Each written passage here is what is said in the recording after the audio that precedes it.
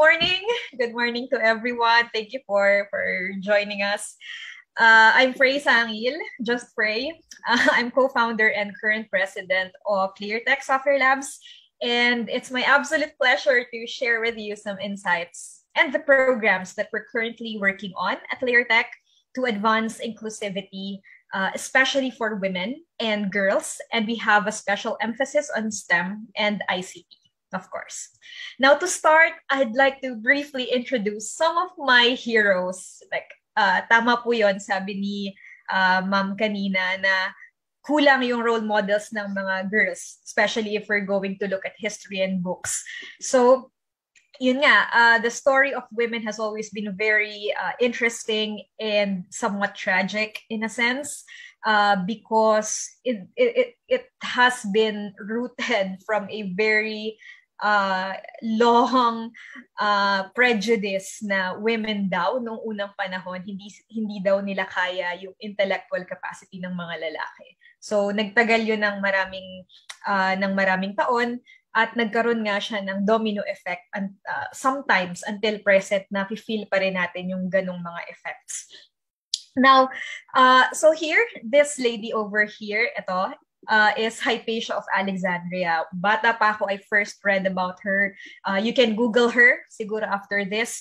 Ang ganda ng story niya pero very sad. She was one of the first mathematicians and philosopher and woman advisor sa isang mundo na male-dominated.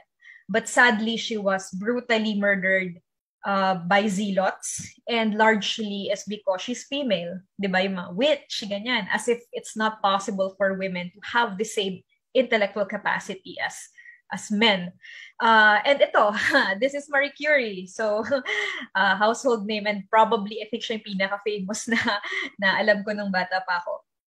So, ito si Ada Lovelace. So, the first computer programmer or recorded computer programmer is in fact a woman. Ayan. And this is Florence Nightingale. She revolutionized the field of nursing, of healthcare, and sanitation. And this lady over here is the great Rosalind Franklin. Yung mga nakadiscover ng shape ng DNA, na ito double helix. So, ang ginamit nila ay mga photos na produced by Rosalind Franklin, but it wasn't until fairly recently that she's getting the recognition that she deserves for that project. So yun nga, there have been a lot of studies na kung bata pa lang, hindi na natin sila ini-encourage, meron siyang domino effect paglaki. Kasi syempre, pag yung batang babae, hindi yan, hindi mo kaya yan, hindi sila mabibigyan ng resources, hindi sila mapapractice, they won't be able to build that intuition. Kaya natural, lumalaki sila, yung iba, hindi talaga sila confident na kaya nila. So, very sad. So, it's very important talaga na we start at encouraging girls at a very young age. So, yun, if we don't encourage girls, malay mo, di ba? Imagine if it's a Marie Curie na hindi natin binigyan ng opportunity of it, or is it someone who can maybe discover something revolutionary that would save our lives. Diba? So it's very important to be inclusive, and gender should never be the basis for one's potential, especially for kids. Now that said, this is a struggle that's very familiar to my team and I. We are a startup company, and especially nung nag-uumpisa pa lang kami, nung wala pa kaming track record and partners, we were just starting. Marami sa amin, almost majority sa amin, mga babae, mga bata, walang experience. We were, I guess, in our early 20s when we started. And may prejudice pa rin, lalo na sa mga ibang areas about sa mga babae working in information communications technology. So, which is why in LayerTech Labs, we make sure to incorporate inclusivity as a key factor in everything that we do and everything that we make. So, ano ba yung LayerTech Labs? I'd like to introduce my company a bit. So, LayerTech Labs, we are a research and development company, and we work on civic tech and GovTech. Mamaya, I'll talk more about that. And then we are centered on the use of data and analytics. And we develop ICT tools and software, of course, and just fairly recently, I think 2 to 3 years ago, we started rolling out our ICT-based learning. Yung mga online courses, e-workshops, learn at home kits, ganyan. So if I don't have enough time to talk about LayerTech as is, so please feel free to visit our website if you want to know more about our work and what we do. Now, why ICT? Bakit sa dami-dami ng field pinili namin yung ICT? So, well, sometimes we really take it for granted. But ICT is already deeply embedded in our society, in our day-to-day lives. Diba? Parang nakapulupot na yan sa buhay natin. Such that if there's one development in ICT, it will inevitably affect all of us, society. 20 years ago, hindi pa ganun kauso yung social media. So yung mga problems natin na related to social media, hindi pa siya ganong kalat. Or yung iba nga hindi pa nag-exist. But because may mga platforms like social media, na iba yung dynamics ng society natin, yung strategy natin, and all that. Diba? So it also shapes our society. And COVID is, I would argue, it's one of the strongest, if not the strongest, diba, driver for digitalization. I'm pretty sure makaka-relate dito yung mga partners natin sa DICT. Kasi diba before COVID, pahirapan natin ini-encourage yung ibang mga offices na you have to digitize. Diba? You have to improve your digital infrastructure. Pero baliktad, nung nagkaroon ng COVID, sila na yung, oh my God, we need to digitalize. We need to improve our digital structure. And yeah, so that's the sad reality. We were practically forced to go digital, whether you're ready or not. Yung education, di ba, yung mga online classes, yung mga transactions natin, yung finances natin, yung communications, ito, before COVID, walang masyadong nagwe-webinar, konti lang noon. So yeah, it changed our society. And then one of the sad parts is yung mga, buti yung mga ready na, madali lang sa kanila yung transition. Pero yung mga hindi pa ready, yung mga walang magandang digital infrastructure, it actually worsens existing inequality problems in society. So kung ikaw ay wala kang digital infrastructure, walang masyadong kuryente or internet sa'yo, tapos biglang naging digital, talagang mangangapa ka. Diba? Mas lalo kang mapag-iiwanan. So it widens the gap. That's the sad reality. But on the good side, a lot of things have been made possible because of ICT. Diba? Manufacturing, banking, finance, health and medicine, agriculture, yan. Halos lahat binabago ng ICT. So it would have been nearly impossible, for example, diba, for us to make calculations. Halimbawa, you're an engineer, for example, ang hirap, diba, kung mamanu-manuhin mo lahat ng mga calculations. And it's all needed kung gusto nating safe yung mga structures natin at mabilis yung development natin. So marami, if not all, already have ICT at the core, at the heart of their operations. And again, because ganun ka-powerful, ka-essential yung ICT, may domino effect. So if you design ICT tools, if you design programs and platforms to be biased and exclusive to a certain demographic, halimbawa, then of course, it will affect the people na at this time and age. Diba? So we have to be responsible with the ICT that we deploy. Now, data. Sabi nila data daw is the new oil. For me, I would rather say na I would be more on the safer side and say that data is the fuel, gasolina siya ng ICT. So kung ICT yung kotse, yung fuel niya is data. So yeah, quick definition of data. When we say data, we're talking about traces or footprints that we leave on digital devices. So halimbawa, pag gumamit ako ng computer or ng mobile phone, nag-login ako, may log yun, ititrace anong oras, sino yung nag-login, that's data. Ngayon, if we put context into data, that's information. And information is very powerful. Diba? Kasi those ICT things that we use every day, lahat yan built on information, on data. Yung Google Maps, 'di ba? Kapag pagpangit yung information na nakapaloob sa Google Maps, useless din siya kahit gaano kaganda yung application. Or kapag nag-order tayo ng mga devices, pangit yung data, mali-mali, pangit din yung lalabas. But yeah, so data helps simulate events. It explains and predict phenomena, and it informs decision making. Ito, sabi ni Sherlock Holmes, it's a capital mistake to theorize before one has data. So it's really important para tayo naglalakad ng nakapikit pag walang data. But if we have data, alam natin at least, in a way you can see the future. So, and you can prepare for it because you can see the future. Ngayon may sinasabi rin na GIGO. GIGO ha, G-I-G-O. So garbage in, garbage out. So if your data is garbage, if your data is biased, if halimbawa nag-survey ka tapos ang kinuha mo lang yung opinion ng mga nakatira sa isang gated subdivision, biased siya automatic. 'Di ba? So we have to be mindful of inclusivity when we collect our data and we create ICT. Yeah.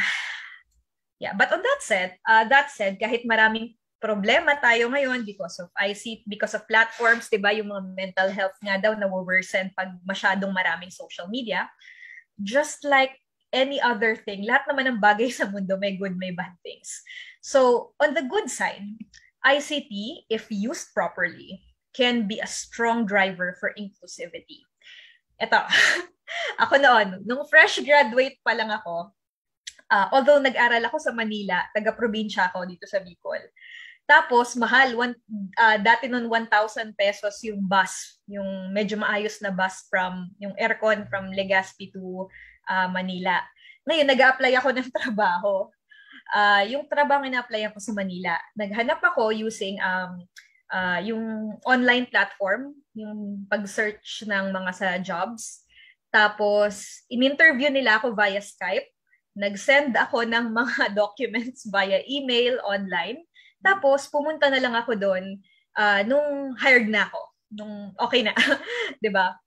So, just imagine, kung walang ICT, walang mga ganong platform, siguro ang isang taga-probinsyang tulad ko, na back then wala kaming masyadong pera, siya nag-umpisa pa lang, ang hirap, 'di ba? Po pwedeng hindi ko na kinuha yung opportunity niya. So, ang laking bagay na nagagawa ng ICT kung maayos natin siya i-position sa society natin.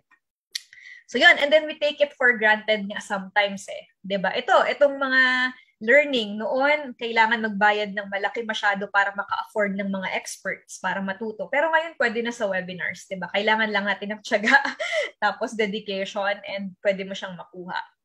Ngayon, again, it's a domino effect. So if hindi inclusive yung technology mo, wala rin. Pero if you design things based with this level of consciousness na it has to be inclusive, then malaki ang magagawa niya sa society. May mga movements ngayon, if you're interested, you can Google them after, yung open data, open education, and then civic technology.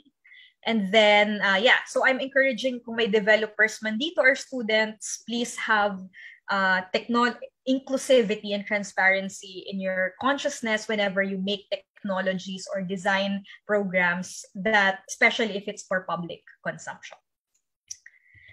Ngayon, all that said, I would now like to introduce kung ano yung ginagawa namin sa LayerTech to, in our own way, how to help advance inclusivity and diversity.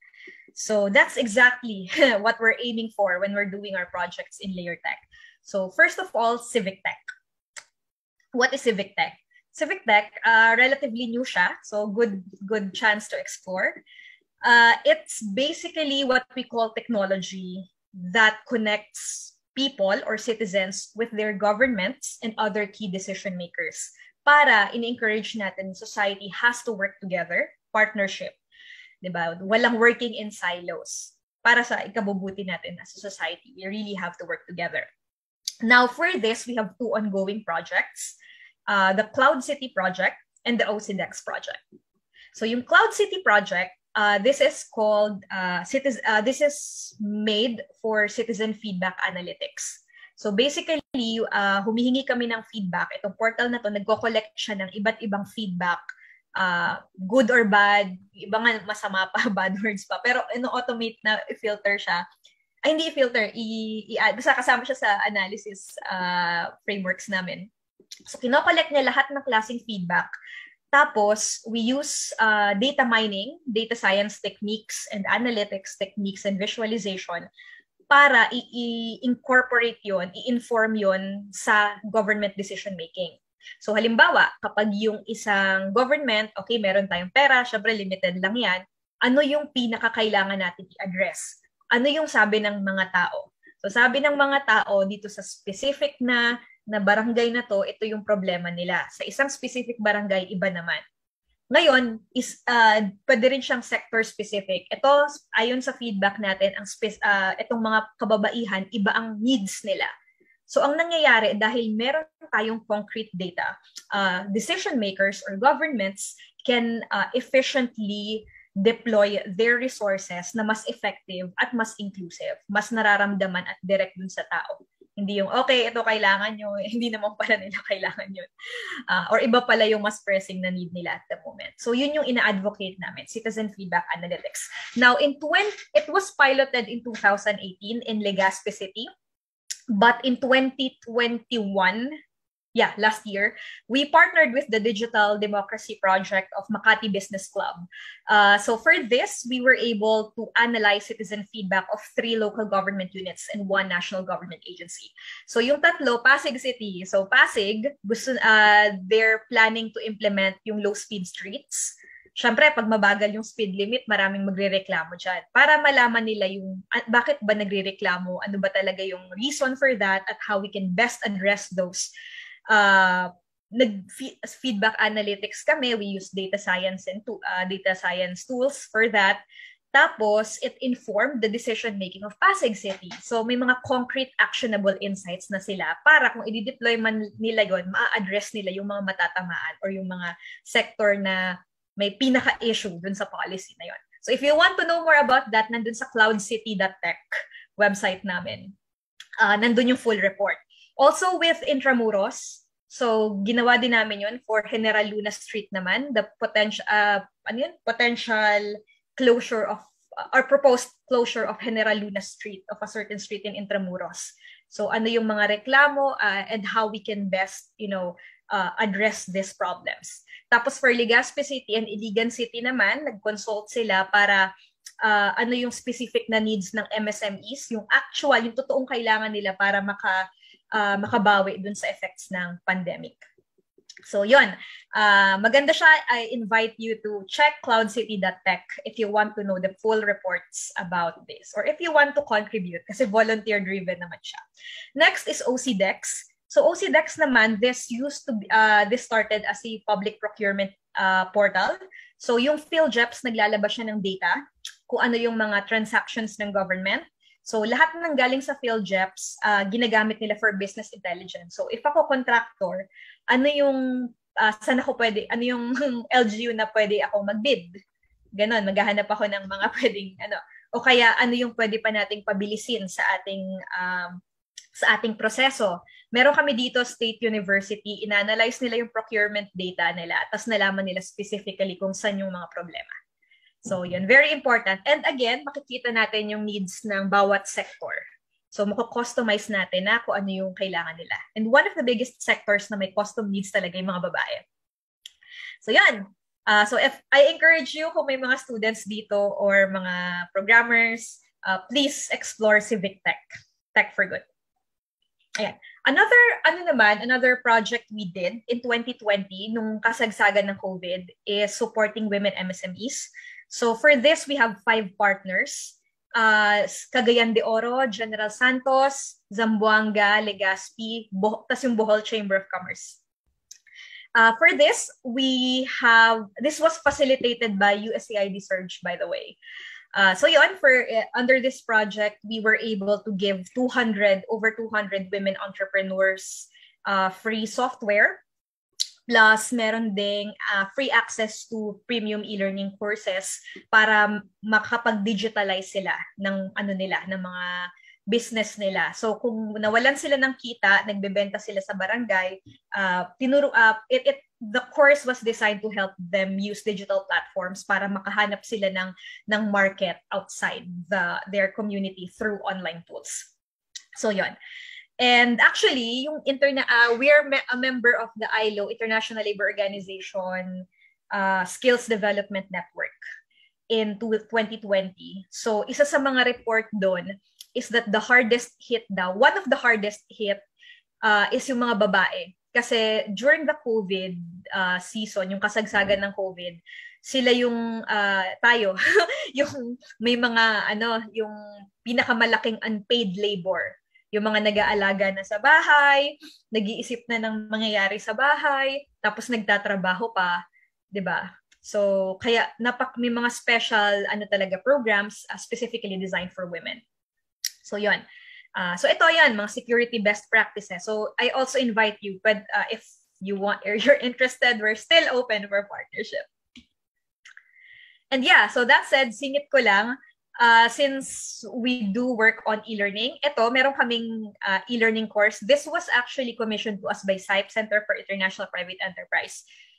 In 2021, it's an entire full course, practical digital economy course, self-paced siya. Pwede siyang offline, so download nyo lang, gawin nyo offline. Tapos may certificate and it's free. Ginawa nilang free, so yeah, sayang naman.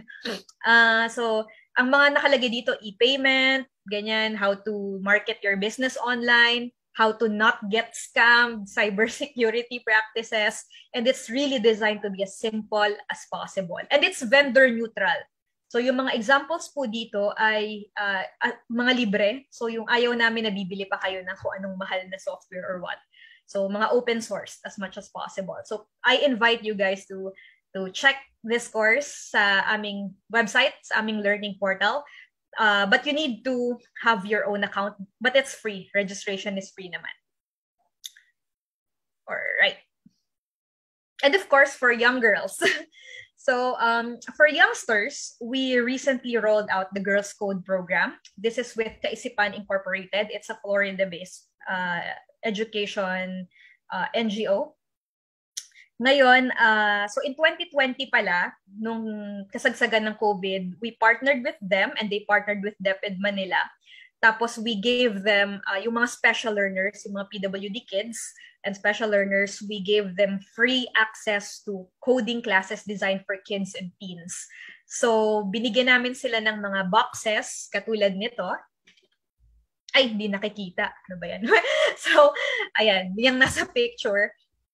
So, binigyan namin sila ng mga coding kits, learning kits, may coder's handbook, may mga toys and shirt.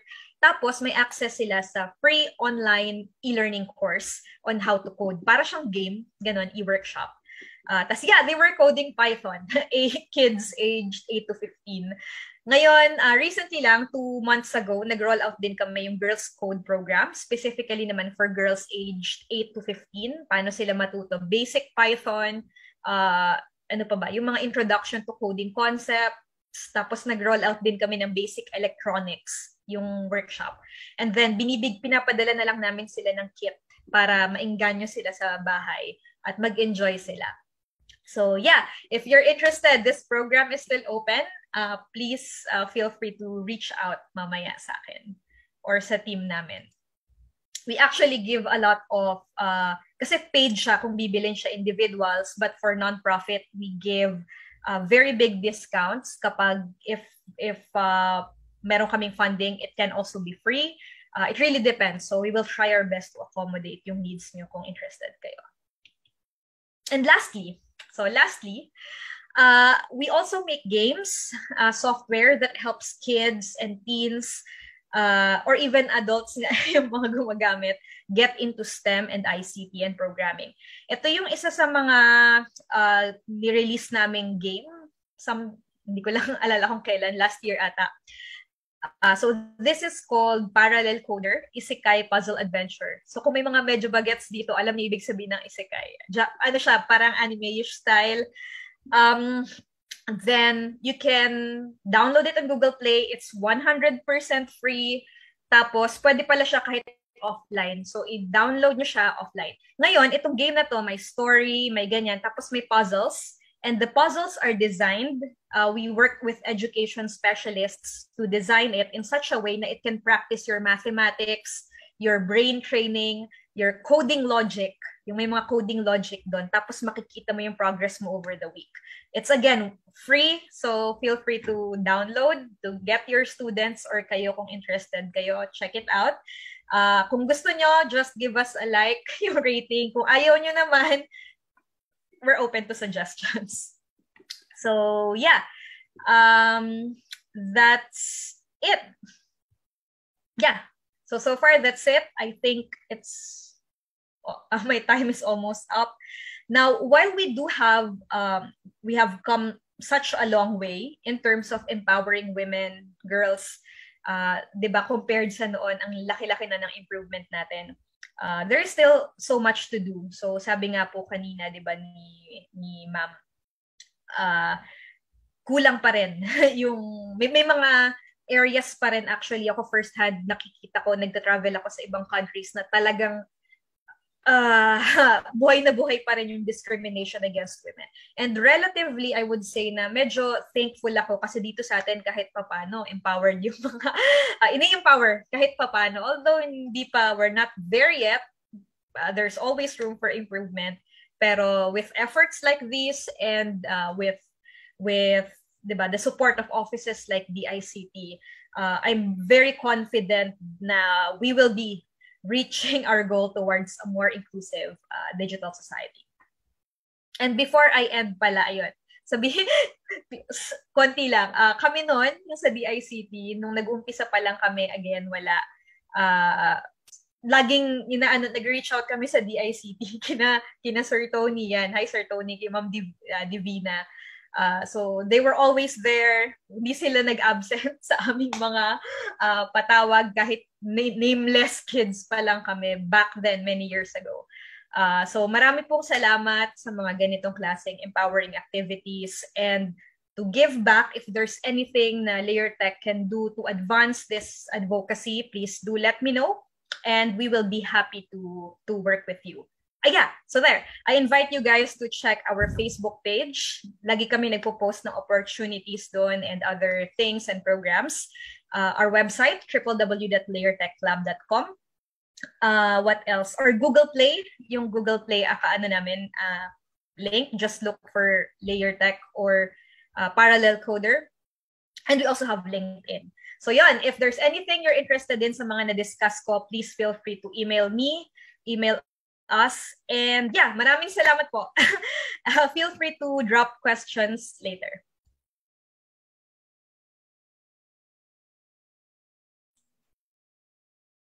All right, so thank you so much po, ma'am, for that very wonderful insights. And as one of our participants mentioned, your programs are very beneficial po for newly established business, for MSME, and specifically for women. So we do hope then po to be partner with you po in our future activities po, exclusively